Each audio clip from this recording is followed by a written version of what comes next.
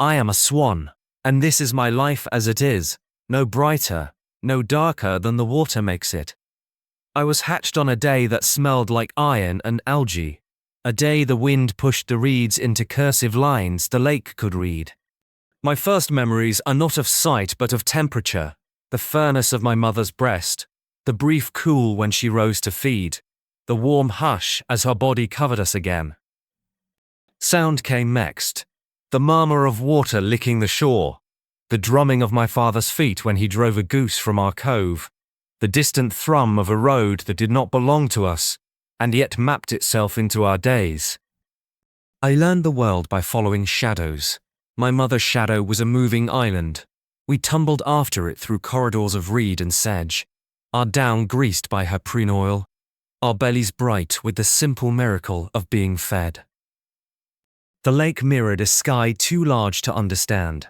In that mirror I discovered a second self, wobbly, rippled, easily broken by a passing carp. I learned that if I pecked at the reflection I could not grasp it, that some things must be accepted as only seen, never held. We were 6 hatchlings at first. By the end of the week we were 5. A pike is only doing the work appointed to it. My father taught me by the angle of his neck and the way he patrolled the shallows. The lesson was not cruelty but proportion. The world makes and unmakes with the same hand. We learned the margins where safety lives, the thick water among stems, the shadow lines cast by overhanging willow, places where a wingbeat or a sudden dive could be the difference between a story and an ending. My feathers came in like a lunar calendar, incremental, undeniable.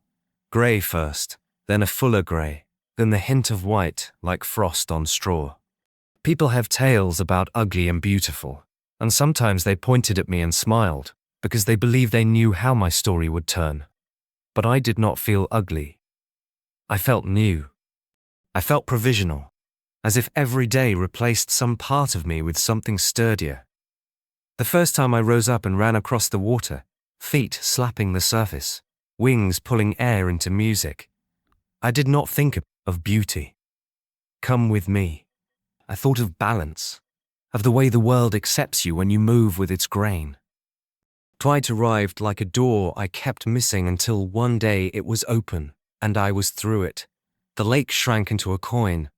The reeds, which had towered over me, turned into delicate stubble. Wind, which had always been a presence, became a tool I could lean against. I learned the shapes air prefers, the angles that make it generous. With my parents, I traced the river that fed our lake and the fields that fed the river. I saw squares of harvest and circles of irrigation, the steadiness of barns, the bright, restless grammar of cities. Everything looked arranged from above, as if the world had made a pact with its own order. But the pact is flexible. Storms happen. I learned to read the edges of weather like a musician reads rests. A dark seam on the horizon means speed. A greenish light means caution.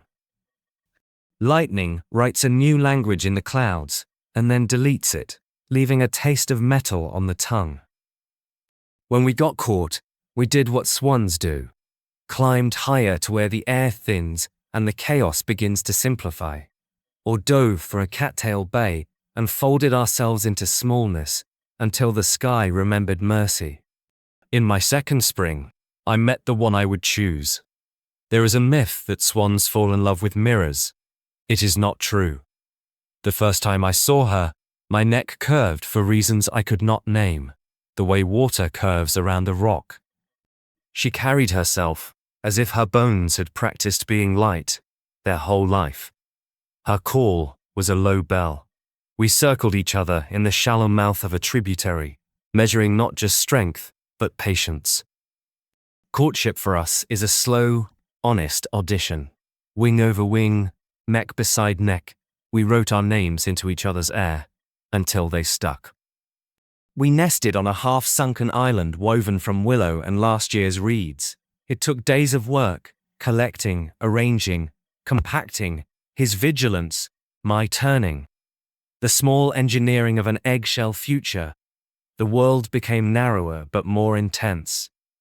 Every sound was a possible story, the ripple that might be an otter, the buzz of dragonflies staking out air, the quick footsteps of a fox on the bank who would be discouraged by the water between us. When the eggs arrived, 4 ovals of matte promise, time slowed to a patient drum. Patience became a kind of power, the kind you spend slowly because it compounds. I have learned that love is not mostly made of ornament. It is constructed from long minutes and small agreements. I will rest, and you will watch. I will sit, and you will fly. I will lead, and you will correct me when I choose a wind with teeth. Some days we bickered when the weather was mean, and we forgave because the nest needed the warmth of 2. When the cygnets broke their shells and tumbled into our light, the lake enlarged again. We taught them the thinness of danger, the way a shadow from above can mean food or death, how to tip for roots without exposing your back, how to find a meal in the dullest water by believing the mud contained sweetness. At night, we made the family into a single shape, a white punctuation mark curved around grey commas. There are moments of such ordinary holiness that I think they must be what your poets mean when they speak of grace. We migrated each autumn, and each spring returned. People with cameras waited along the canal where the maples made a tunnel of leaves. They whispered, as if we were a prayer recited best in a soft voice. I do not resent their eyes. Most of them came with open faces. Some tossed bread, and we declined politely. Bread is the sort of kindness that tires you. A few came with binoculars and notebooks, and I came to recognize certain patient silhouettes. The woman with the sun hat who marked the dates of our return. The boy who could mimic our call, and always laughed when we replied. We lived beside them without belonging to them, the way a star lives in everyone's sky, and yet answers to no one. I am a swan, and this is my life as it is. Water, wind, vigilance, work, softness held inside a structure of bone, love written in repetition, a long thread through a cloth that keeps reweaving itself. When the day is over, I fold my brightness back into myself, tuck my head beneath my wing, and trust a darkness I have. When we see that nose we taught, we throw. What is that work?